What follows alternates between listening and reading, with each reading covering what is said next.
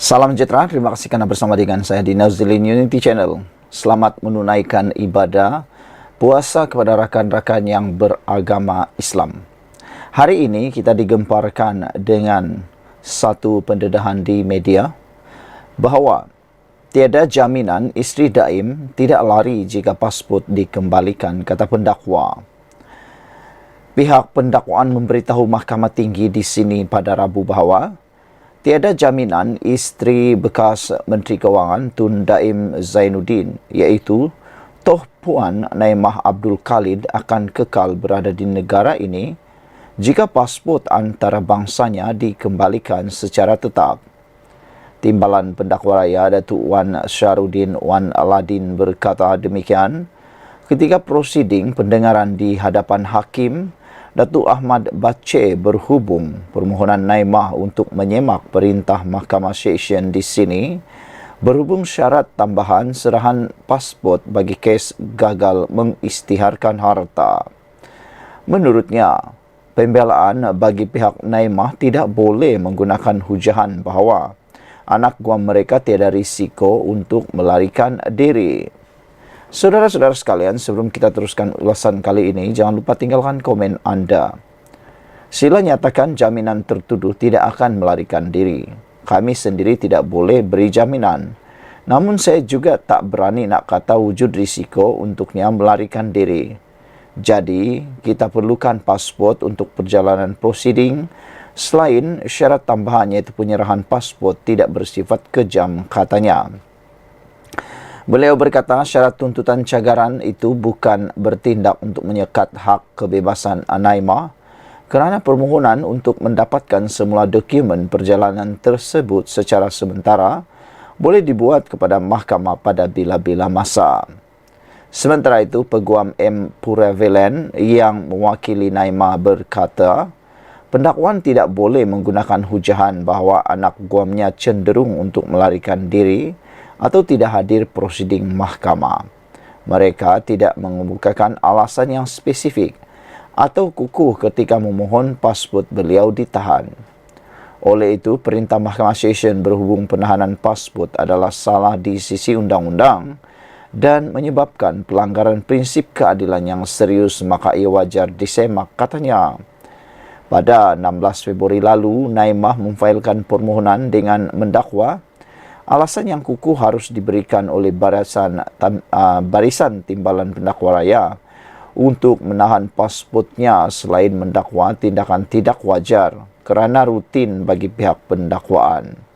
Pada 23 Januari, wanita itu didakwa di Mahkamah Session atas satu pertuduhan gagal mematuhi notis Suruhanjaya Pencegahan Rasuah Malaysia SPRM dengan tidak mengisytiharkan 12 aset harta antaranya di Ibu Negara dan Pulau Pinang Disember tahun lalu. Mengikut pertuduhan, Naimah didakwa sengaja memberikan satu pernyataan bertulis secara bersumpah yang tidak mematuhi terma notis bawah Seksyen 36 dalam kurungan 1 kurungan B Akta SPRM 2009 bertarikh 8 November 2023.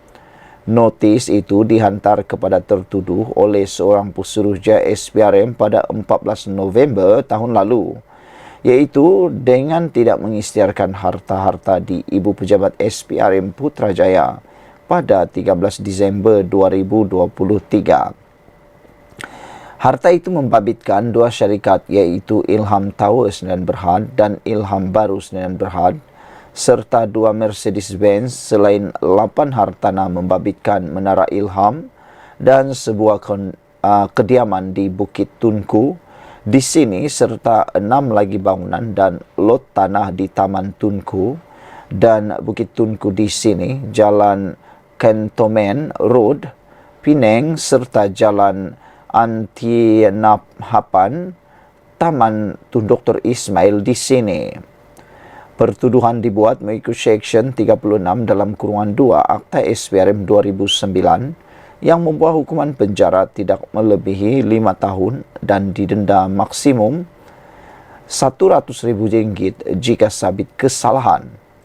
Mahkamah Session membenarkan Naimah diikat jamin sebanyak RM250,000 dengan seorang penjamin termasuk syarat tambahan pasport diserahkan kepada mahkamah sehingga kes selesai tanpa perlu melaporkan diri di Ibu Pejabat SPRM.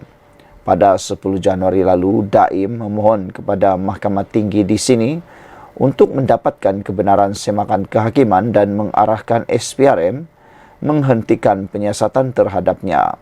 Isteri serta 4 anak termasuk Ilham Tawa Sendirian Berhad mengaitkan kes rasuah dan pengubahan wang haram. Selain Daim, istrinya Naimah dan 4 anak Asnida 63, Muhammad Wiradani 46, Muhammad Amir Zainuddin 29, Muhammad Amin Zainuddin 26 serta Ilham Tawa selaku pemohon pertama hingga ke-7 turut memfailkan permohonan sama menerusi Tuan Tommy Thomas.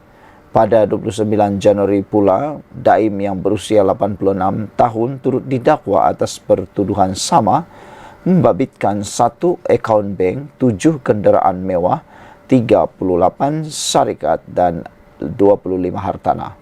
Sekian dulu untuk kali ini. Jangan lupa tinggalkan komen Anda untuk isu yang panas pada petang ini. Tiada jaminan isteri Daim tidak lari jika pasport dikembalikan, kata pendakwa. Kita jumpa lagi. Bye-bye. Salam sejahtera. Apa sudah jadi dengan Parti Bersatu? Sudahlah berpusu-pusu. Begitu banyak. Ada 7 sudah ahli parlimen dan adun menyertai sokongan kepada Anwar Ibrahim. Ini pula berlaku yang lebih mengejutkan kita semua. Apabila bekas MPT Bersatu, iaitu Muhammad Faiz, kini sah menyertai PKR. Tahniah kepada PKR, juga kepada Presiden PKR, iaitu Anwar Ibrahim. Bekas ahli majlis pimpinan tertinggi MPT Parti Pribumi Bersatu Malaysia Bersatu, Dr. Muhammad Faiz Naaman, sah menyertai Parti Keadilan Rakyat PKR. Perkara itu diumumkan menerusi Facebook selepas beliau hadir pada majlis doa selamat dan sesi penerangan isu-isu semasa di kediaman Menteri Besar Selangor, Datuk Seri Amiruddin Syari pada Ahad. Alhamdulillah, terima kasih Menteri Besar Selangor, Datuk Seri Amiruddin Syari, atas jemputan ke majlis doa selamat dan sesi penerangan isu-isu semasa di kediaman rasmi Menteri Besar Selangor, katanya.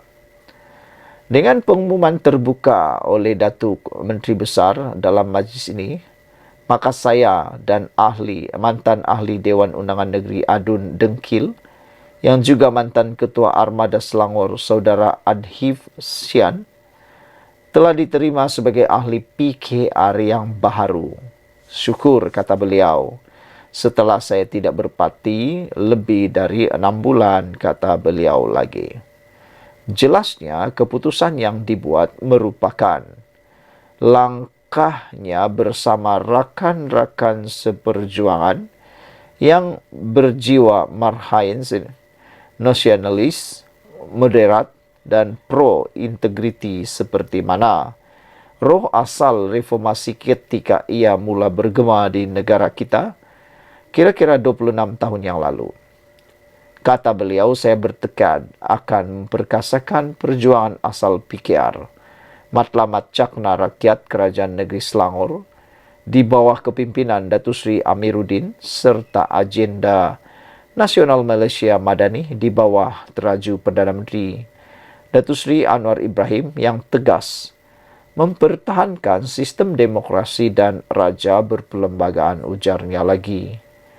Muhammad Faiz sebelum ini mengumumkan meletak jawatan termasuk berhenti sebagai ahli Bersatu pada 7 Ogos tahun lalu.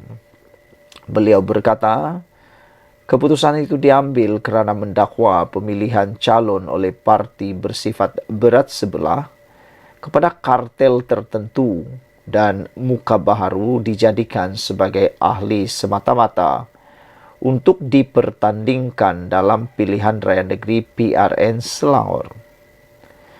Kemuncak kepada isu itu menyebabkan pemberontakan lebih 9 bahagian bersatu di Selangor, sehingga berlakunya insiden membakar bendera Perikatan Nasional PN secara terbuka sebagai tanda protes akar umbi terhadap percaturan jawatan kuasa pemilihan saringan calon.